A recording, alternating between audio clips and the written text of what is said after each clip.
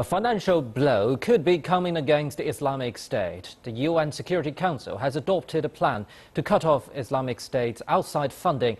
That revenue is believed to be in hundreds of millions US dollars. Measures such as asset freezing, travel bans and arms embargoes will be taken. And for more on that, let's cross live to our correspondent Lilin Tan, standing by in the UN headquarters in New York. Hello, Lilin.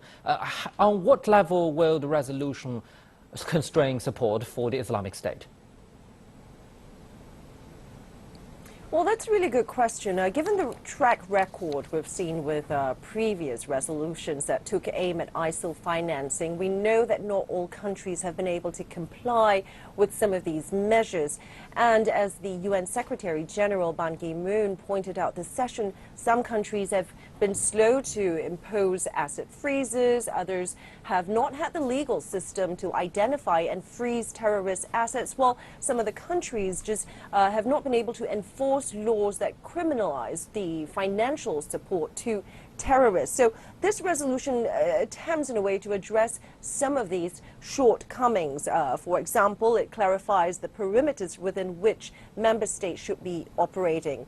Take, for instance, previous resolutions mandating that member states should not allow their individuals within their territories to transfer funds to terrorist groups and entities. That mandate now applies to the payment of ransom. So countries are called upon not to pay ransom to terrorist groups and hostage-taking or kidnapping incidents because that money ends up back in their pockets. Now, it also called for enhanced action from the international community, from member states, to close loopholes in the financial system and to also stop the abuse of charitable causes, which ISIL is known to exploit increasingly. It also wants better engagement with the private sector. For instance, banks are clearly a potential strategic partner in this effort to stop illicit financing. Banks have often been prevented from sharing information with task force and others involved in helping to stem this financial flow. But also, what could give this resolution a little bit more kick, and what appears to have given it a little bit more kick, is that for the first time ever at the United Nations, finance ministers met to discuss and adopt this resolution and to see how they can use their technical and financial know-how and their resources to work together to stop the illicit flow of funds, to better track the illicit flow of funds. So this resolution is an improved version of its predecessors, but the real question is whether it better empowers member states to push forward with some of the measures in order to bring to a stop ISIL's ability and other terrorist groups' ability to fund themselves. Well, Lilin, another interesting aspect of this resolution is that it was a collaboration between the United States and Russia. What does this signal?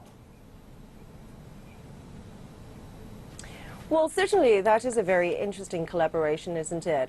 This resolution was co-drafted by the U.S. and Russia. Moscow and Washington had pressed the Security Council members to adopt this resolution. So, but it's still a curious collaboration given the tension that we've been seeing play out between the U.S. and Russia in the past few weeks.